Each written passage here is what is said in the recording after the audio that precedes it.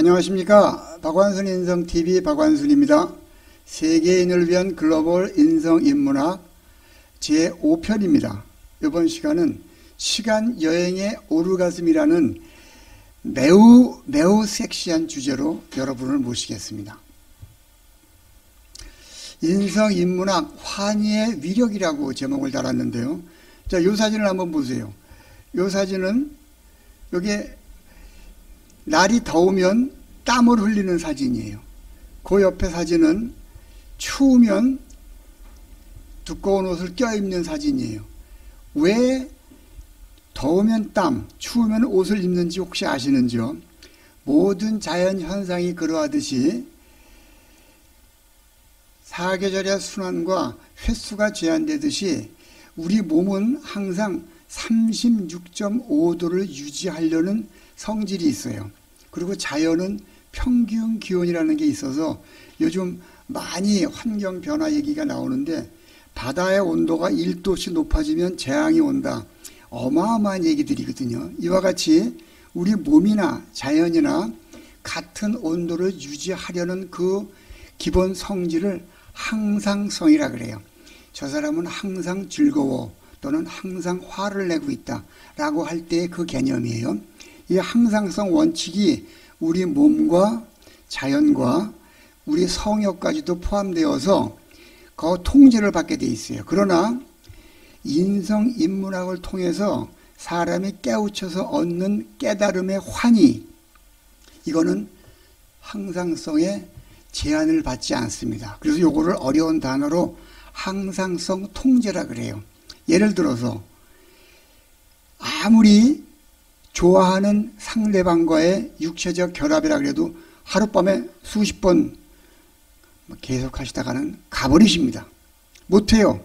몸이 말려 더 이상 못하게끔 코피를 흘린다거나 기절을 한다거나, 이것을 우리 몸이 가지는 항상성인데, 깨달음은 아무리 여러 번 깨달음이 와도 더 이상 깨닫지 말아라라고 말리는 법이 없다는 거예요. 그게 항상성 통제라는 단어로 표현이 되고, 그 깨달음의 환희를 조금 어려운 말로 오르가즘이라 그래요. 오르가즘은 환희라는 뜻인데요. 일반 성욕을 연결시켜서 쓰이는 오르가즘의 원래 뜻은 작은 뇌의 죽음이라는 뜻이에요. 어느 순간 내가 딱 죽어버리는 거야. 내가 없어지는 상태에서 무엇인가 반짝하고 몸속으로 뭐가 깨우침이 들어오는 상태를 얘기하는 겁니다. 인문학이 그러한 어마어마한 위력을 가진 학문입니다. 깨달음의 선물. 아하, 우리가 많이 하죠. 이거는 우리 흔한 생활 속에서 바보가 도트는 소리예요. 유레카, 아르키메데스가 금관 무게 때문에 목욕탕에서 튀어나왔죠. 그때 외친 소리가 유레카예요. 아, 깨달았다 그 뜻이야. 그리고 우리 생활 속에서 도를 트다. 깨달음은 이런 것들과 친구가 되는 것이고 내 생각에 저수지를 만들어주는 거예요. 저수지가 있어야 파이프를 대서 수돗물이 집안에 들어올 수 있는 것과 마찬가지로, 세 번째로는 그 나이값하며 사는 길, 영장으로 가는 길이에요. 영장의 세계는 여러분께 지금 반복해서 설명을 드립니다. 나이값하며 사는 길, 그리고 끝으로 패러다임 전환을 할 수 있는 기회를 포착하는 가장 큰 신호가 깨달음입니다. 과연 깨달음이란 패러다임의 같은 형제인데, 그럼 패러다임이 뭔가 우리 생활 속에서 많이 쓰는데 단어의 개념을 잠시 살펴보죠. 패러다임이란 유리창이 있어요. 유리창에 총을 쏘면 유리가 깨지죠. 나무에 불을 붙이면 나무가 탑니다. 이거 뭡니까? 누구한테 뺨을 맞으면 기분이 나빠요. 화가 나죠. 원수를 만나면 화가 나죠. 미워하게 되죠. 이와 같이 자연적으로 어떠한 자극이 나한테 왔을 때 그거에 대해서 보이는 반응, 그것을 패러다임이라고 합니다. 자극에 대한 자연스러운 반응입니다. 사실 저 패러다임은 과학 용어예요.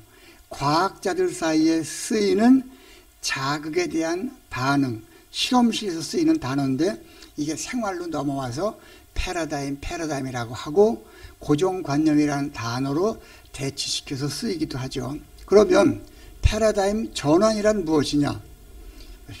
유리창이 있는데 총을 쐈는데 안 깨져. 무슨 유리가 생긴 거예요?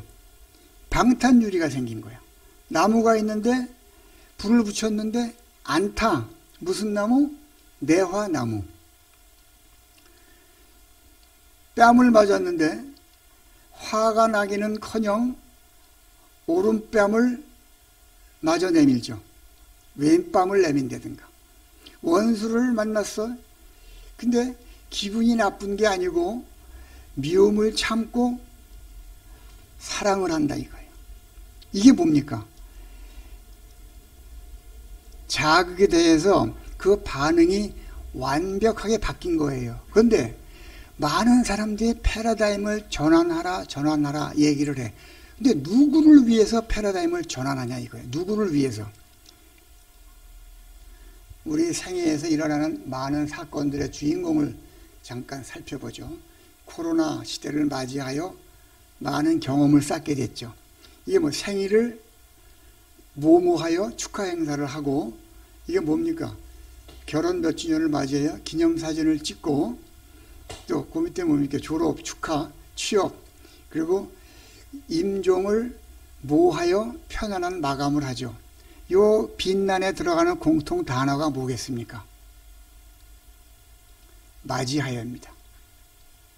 여기에서 우리가 아주 심각하게 짚고 넘어가야 될 단어 하나 있어요. 임종을 맞이하여 편안한 마감을 한다 그러죠.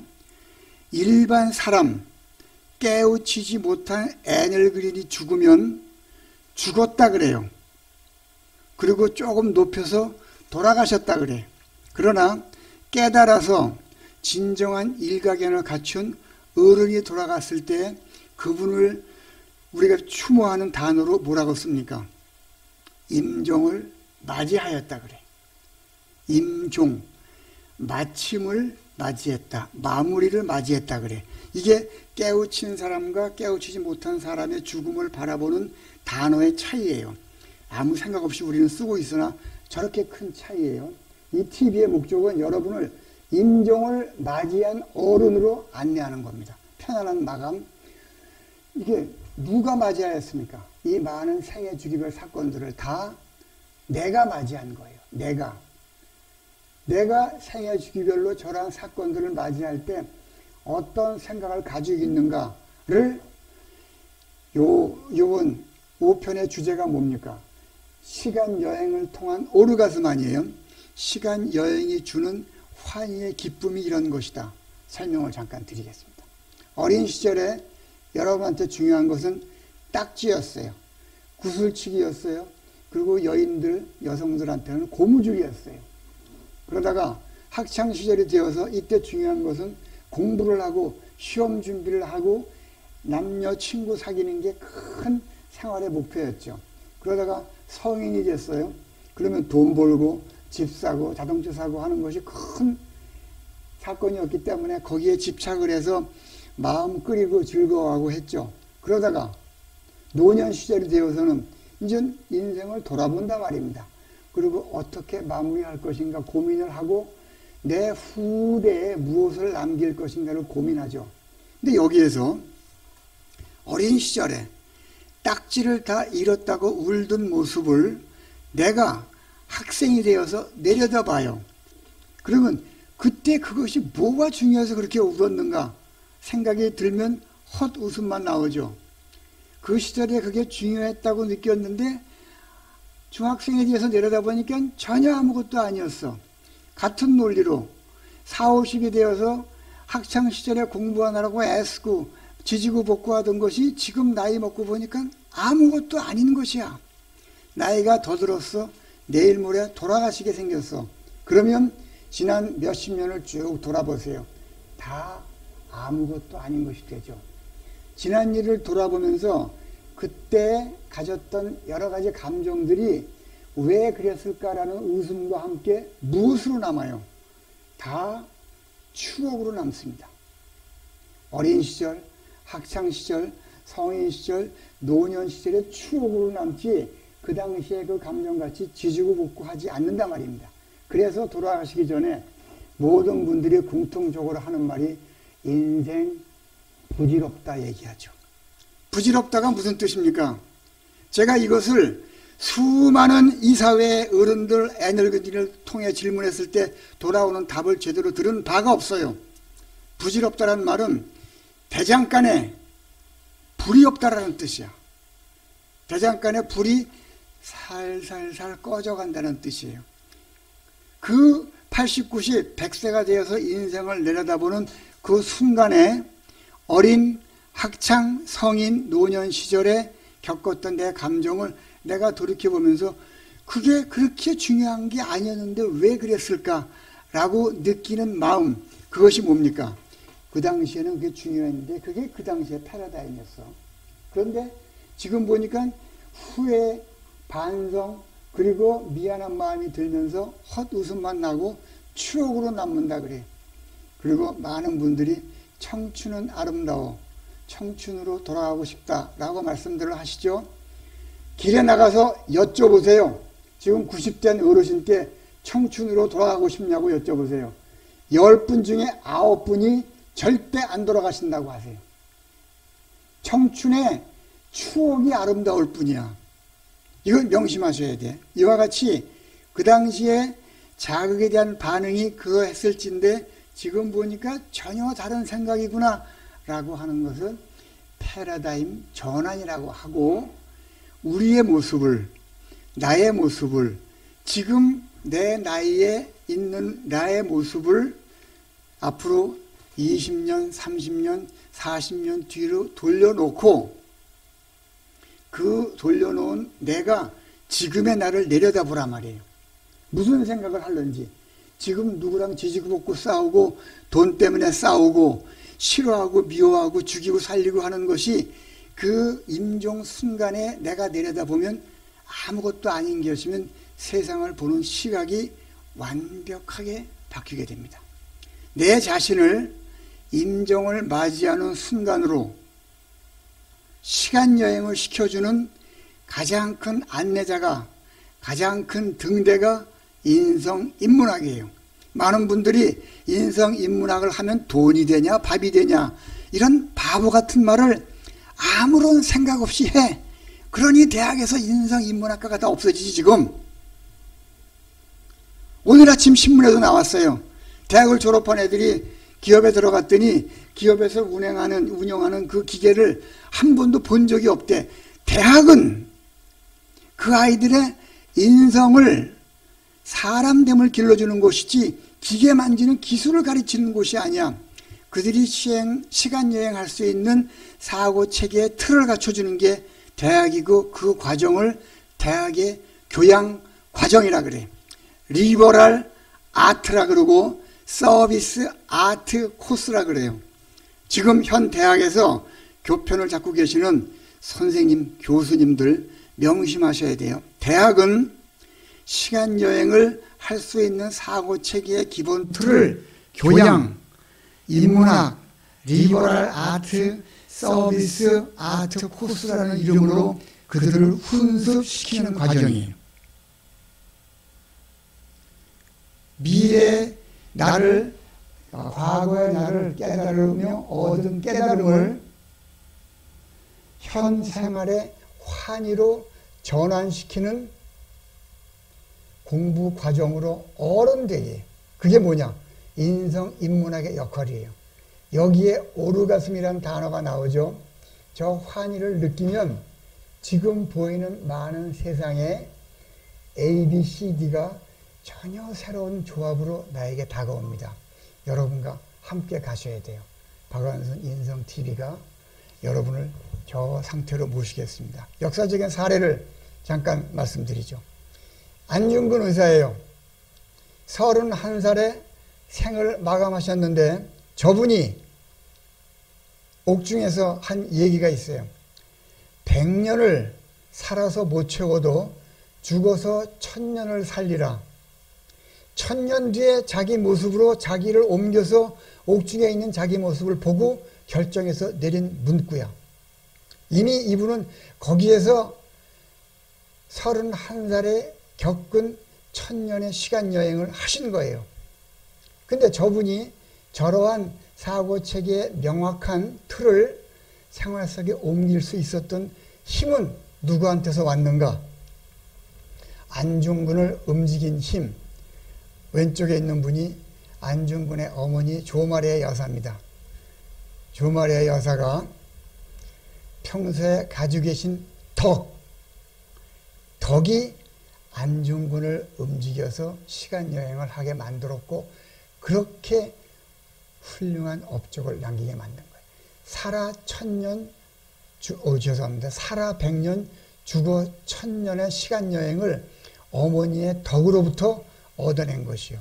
어머니가 내일 모레 사형당하는 안중근에게 편지를 보내서 동생이 그것을 전합니다. 어머니가 안중근에게 보내는 편지 글이